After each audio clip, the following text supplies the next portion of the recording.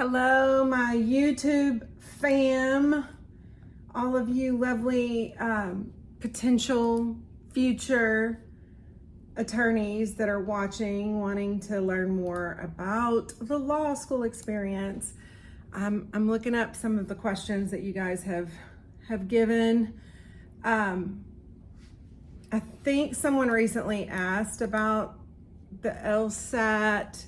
I may make a video just on the LSAT, but if I think I said this before in another video, if you have the time, take the time and study for a long time for the LSAT and then pass it. At this point in my life, I honestly studied for about 4 to 6 weeks before I took the LSAT. Obviously scored high enough to get into law school. It wasn't, some scholarship getting great. Score. Oh, goodness, y'all, I can't talk today. And I'm gonna have to talk today because I have to do an opening statement thing in my phases of criminal advocacy class this afternoon, which is in about 4 hours. I got to get it together. Anyway, my whole point about just going ahead, taking the LSAT, doing as good as I could to just get into law school was the fact that as an older student, as someone later in life, I just looked at, okay, I knew the maximum amount of scholarship that my school gave was like $15,000 a year. And so I was like, okay, we're talking about $45,000 possibly I could get. Can I potentially make up for that on the other side of this? Meaning, let's just go ahead and get this degree, get into law practice, let me start earning income. And I didn't want to wait another year. But yes, if you've got the time to give, study, get yourself a good grade on the LSAT. But at this point in life, if you are an older non-traditional, just get into law school, get it done. Just get it done. Get into law school. Oh goodness, I'm looking at the questions that you guys have sent. A couple questions were just like, what do I do in my spare time? And do I have a hobby? And I will tell you this, the first year of law school is much more demanding. I'm not saying it's not demanding now. I'm a 2L, I'm almost a 3L, I'll be a 3L next semester. Anyway, your first year of law school it's just a combination. You're learning new information, obviously, but it's also a new learning style. You're also getting told by the school and other people like me, you're hearing all this stuff about how you need to be studying, what you need to be studying, how much you need to be studying, all the stuff that you need to learn and know and remember. And so you feel the pressure of that more in your first year. So my recommendation is don't plan extra things in your life in your first year. Now, I've mentioned this before. I'm a worship leader. I lead worship at a large church here in Houston, and I have family that lives in this area. My parents are older. They're in their 80s. I do have siblings. I'm not married. I don't have children. But when I have time, that extra time, if you will, is spent driving. It's about an hour away to go see my family. And then I have time that I spend at my church. Neither one of those are a whole lot of time, I have to tell you. I spend most of my time at the school or right here in this condo because I either need to be studying, I have outlines I need to be working on, or I need sleep, y'all. I'm a menopausal woman. I need some naps to make it through. I might actually sneak in a nap this afternoon, but I told myself, no, I need to post for YouTube because I didn't. This is what I was going to share with y'all today. My thoughts. I'm in my first semester of my 2L year. I am kind of doing a speedy track. That's why next semester I'll actually be a 3L. But about 2 weeks ago, maybe 3 weeks ago now, I just looked up one day and was like, I recognize that I feel burnout. I'm feeling the burnout. I was going to class. I didn't want to pay attention. I didn't want to go to class. Every day I wanted to skip class. I did not skip class, but I wanted to all the time. And I would come home and it was just so hard to make myself do what I needed to do. And I really was just doing the bare minimum. And it was unfortunate timing for me because that burnout feeling was happening right around midterms. Anyway, which is fine. But I'll tell you what I did, and this is why I didn't post last week. I went away with my family. My family, usually about twice a year, they go away on a fishing trip. The whole family gets together. All my siblings and anybody that's available at that time will go. And at first I said I wasn't going to go. But I looked at my schedule and I figured out there was just like 2 classes that I would skip in order to do this trip with my family. And it really was just like 2.5 days away. But I went ahead and made that decision to go, and I'm telling you, it helped me so much. I am refocused. Like, I came back Saturday night because of course I would need to be here for Sunday morning. And when I came home after church that afternoon, took a little baby nap. And then I sat down and I was so focused. I actually had to do one of my midterms that night and turn it in. And I was so focused. I sat down, I was able to do it every day this week. I've gone to class. I've known exactly what I needed to do, like during that class, working on outlines. I just cannot explain to you how much more focused I have been since taking those few days away. My school does not give a fall break. We do get a spring break.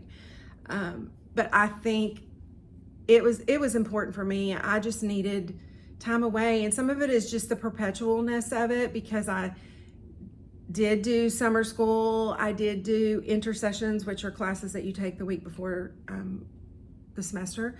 All of that, I mean, it's normal. If you're a working adult, it's not like you get the summers off, you work. I mean, I've been working my entire, for 30 plus years in my adult life. So that's why I was like, well, I'm not taking summers off or whatever. I just want to get this law school thing done.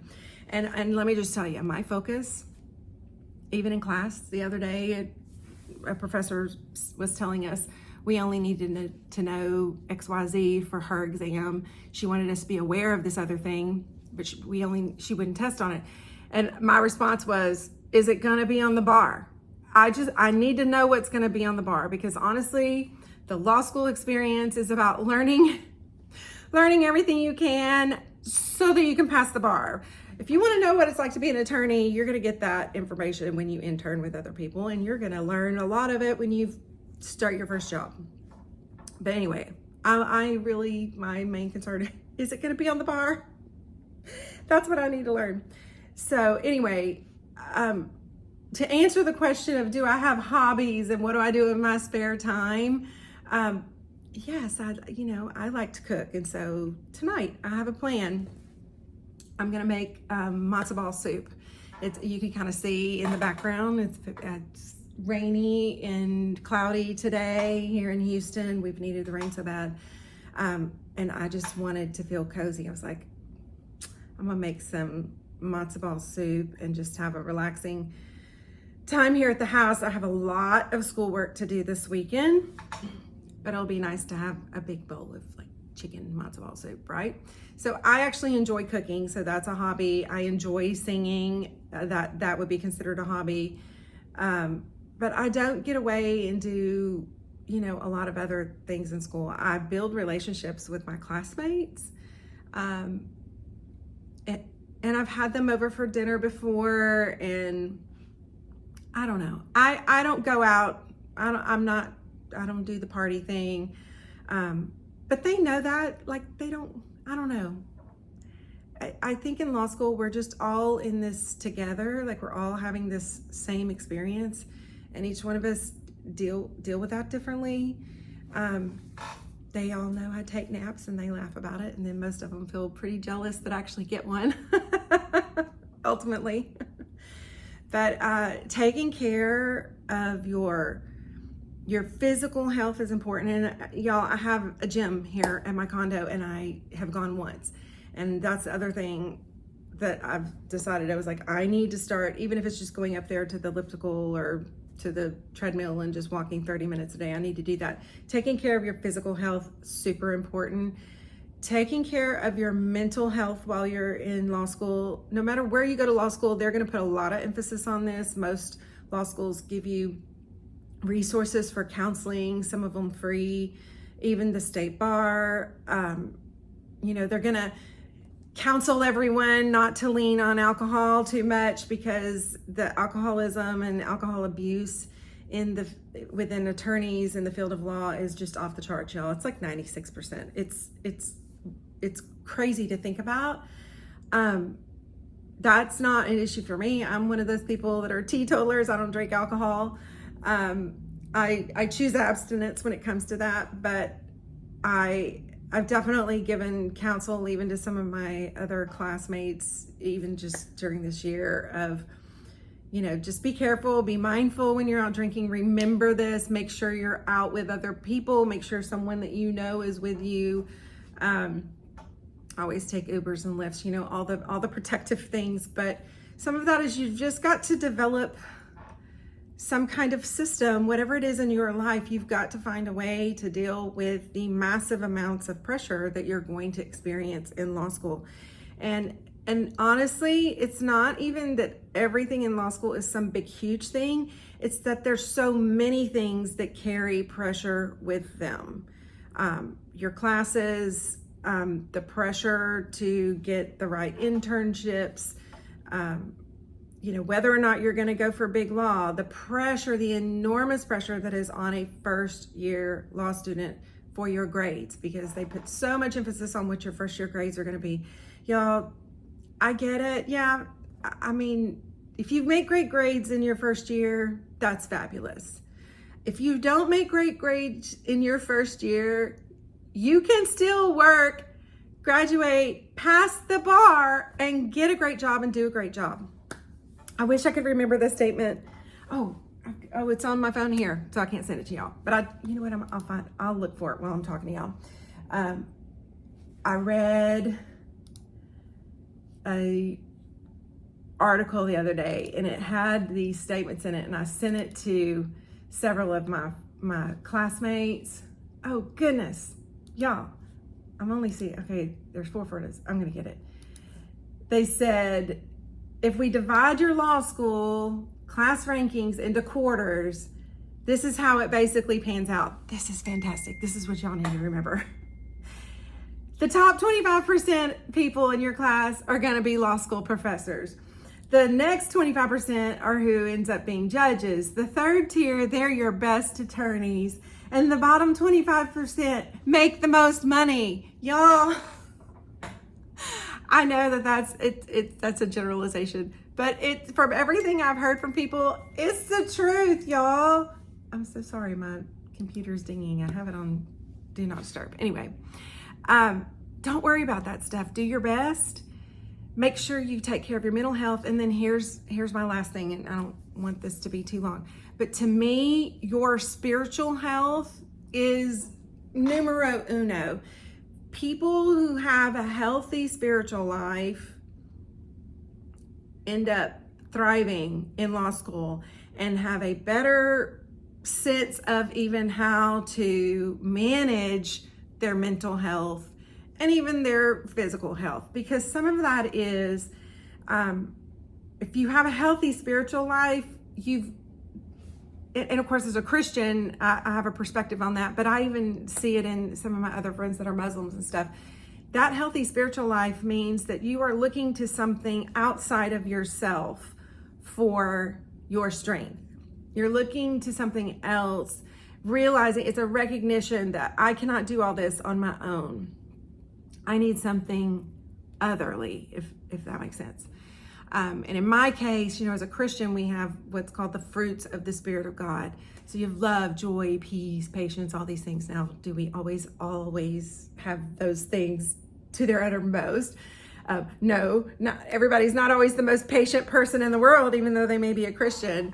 But those are things that the closer we are to God, the more that we are like reading the Bible and focusing on those things, and even truly looking to Him for our strength, then the fruits of the Spirit are known a little bit more.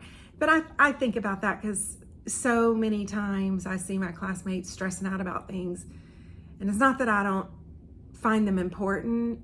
I have to say I have this real sustaining peace. I'm much more peaceful about this whole experience. And I 100% contribute that to my spiritual life and where I put my focus and my dependence on Jesus. So, I'm not saying other people aren't doing really well and they're not, worried about their spiritual life at all. I'm just giving you my advice because y'all are here listening to me.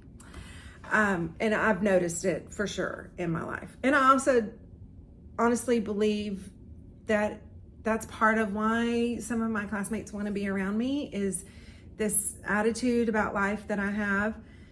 So I roll with it.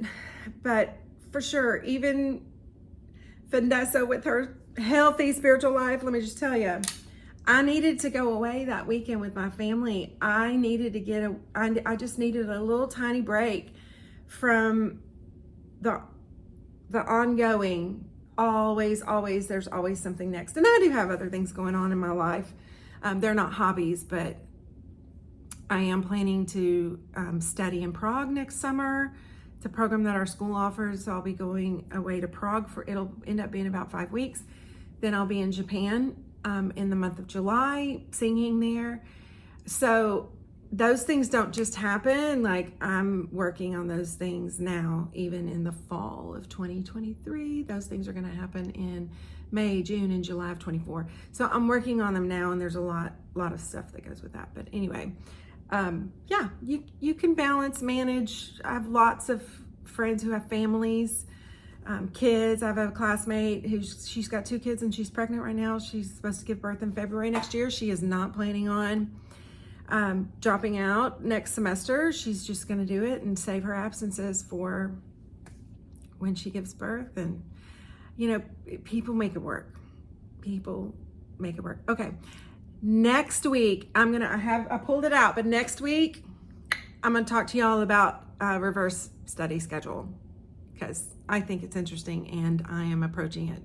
So I may come up with something else, but I think I want to talk to y'all about that, because it's kind of something you have to learn to do in law school for sure. So, all right. Thanks for hanging in there with me, you guys. And I will be back. I say next week. It might be 7 to 10 days, but I'll be back with more law school info. If you have questions, as always, please comment below, because I keep a record of all the questions that I get so that I know what y'all want to hear from me about. All right, bye.